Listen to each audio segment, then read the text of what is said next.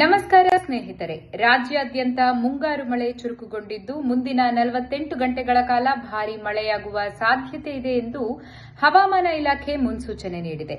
ಕರಾವಳಿ ಮತ್ತು ಮಲೆನಾಡು ಭಾಗಗಳಲ್ಲಿ ರೆಡ್ ಅಲರ್ಟ್ ಘೋಷಿಸಲಾಗಿದ್ದರೆ ಉತ್ತರ ಮತ್ತು ದಕ್ಷಿಣ ಒಳನಾಡಿನ ಹಲವು ಜಿಲ್ಲೆಗಳಿಗೆ ಆರೆಂಜ್ ಮತ್ತು ಯೆಲ್ಲೋ ಅಲರ್ಟ್ ಎಚ್ಚರಿಕೆ ನೀಡಲಾಗಿದೆ. ಜಿಲ್ಲಾವಾರು ಸಂಪೂರ್ಣ ಹವಾಮಾನ ವಿವರ ಇಲ್ಲಿದೆ.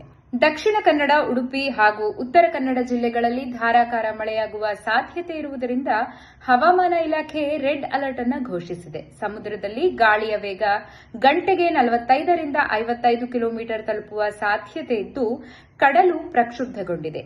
ಯಾವುದೇ ಕಾರಣಕ್ಕೂ ಮೀನುಗಾರರು ಸಮುದ್ರಕ್ಕೆ ಇಳಿಯದಂತೆ ಕಟ್ಟುನಿಟ್ಟಿನ ಸೂಚನೆಯನ್ನು ನೀಡಲಾಗಿದೆ. ಚಿಕ್ಕಮಗಳೂರು, ಕೊಡಗು ಹಾಗೂ ಶಿವಮೊಗ್ಗ ಜಿಲ್ಲೆಗಳಲ್ಲಿ ಎಡೆಬಿಡದೆ ಮಳೆ ಸುರಿಯುತ್ತಿದೆ. ಬೆಟ್ಟಗುಡ್ಡಗಳ ಪ್ರದೇಶಗಳಲ್ಲಿ ಭೂಕುಸಿತದ ಆತಂಕ ಎದುರಾಗಿದ್ದು ಘಾಟ್ ರಸ್ತೆಗಳಲ್ಲಿ ಸಂಚರಿಸುವ ವಾಹನ ಸವಾರರು ಅತ್ಯಂತ ಜಾಗರೂಕರಾಗಿರಲು ಜಿಲ್ಲಾಡಳಿತ ಸೂಚಿಸಿದೆ. ಈ ಭಾಗಗಳಿಗೆ ಆರೆಂಜ್ ಅಲರ್ಟ್ ಜಾರಿಯಲ್ಲಿದೆ. ಹಾಸನ, ಮೈಸೂರು, ಮಂಡ್ಯ, ಚಾಮರಾಜನಗರ, ತುಮಕೂರು ಮತ್ತು ರಾಮನಗರ ಜಿಲ್ಲೆಗಳಲ್ಲಿ ಸಾಧಾರಣದಿಂದ ಭಾರೀ ಮಳೆಯಾಗುವ ಸಂಭವವಿದೆ. ಇಲ್ಲಿ ಹವಾಮಾನ ಇಲಾಖೆ ಯೆಲ್ಲೋ ಅಲರ್ಟ್ ಅನ್ನು ನೀಡಿದೆ.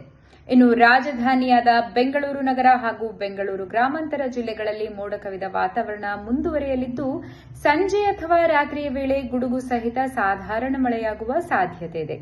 ತಗ್ಗು ಪ್ರದೇಶಗಳಲ್ಲಿ ನೀರು ನಿಲ್ಲುವ ಸಾಧ್ಯತೆ ಇದ್ದು ಸಂಚಾರ ದಟ್ಟಣೆ ಉಂಟಾಗುವ ಆತಂಕವಿದೆ. ಬೆಳಗಾವಿ, ಧಾರವಾಡ, ಗದಗ, ಹಾವೇರಿ, ಬಾಗಲಕೋಟೆ, ವಿಜಯಪುರ, ಕಲಬುರಗಿ, ಬೀದರ್, ಯಾದಗಿರಿ, ರಾಯಚೂರು, ಕೊಪ್ಪಳ ಮತ್ತು ಬಳ್ಳಾರಿ ಜಿಲ್ಲೆಗಳಲ್ಲಿ ಮುಂದಿನ 2 ದಿನ ಸಾಧಾರಣ ಮಳೆಯಾಗಲಿದೆ.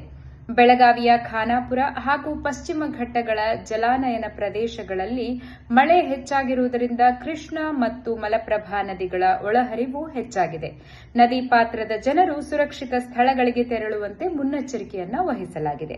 ಈ ವಿಡಿಯೋ ನಿಮಗೆ ಉಪಯುಕ್ತ ಅನಿಸಿದರೆ ತಕ್ಷಣ ಲೈಕ್ ಮಾಡಿ, ನಿಮ್ಮ ಸ್ನೇಹಿತರೊಂದಿಗೆ ಶೇರ್ ಮಾಡಿ. ದಿನನಿತ್ಯದ ಲೇಟೆಸ್ಟ್ ಅಪ್ಡೇಟ್ಗಳಿಗಾಗಿ ನಮ್ಮ ಚಾನೆಲ್ಗೆ ಈಗಲೇ ಸಬ್ಸ್ಕ್ರೈಬ್ ಮಾಡಿಕೊಳ್ಳಿ.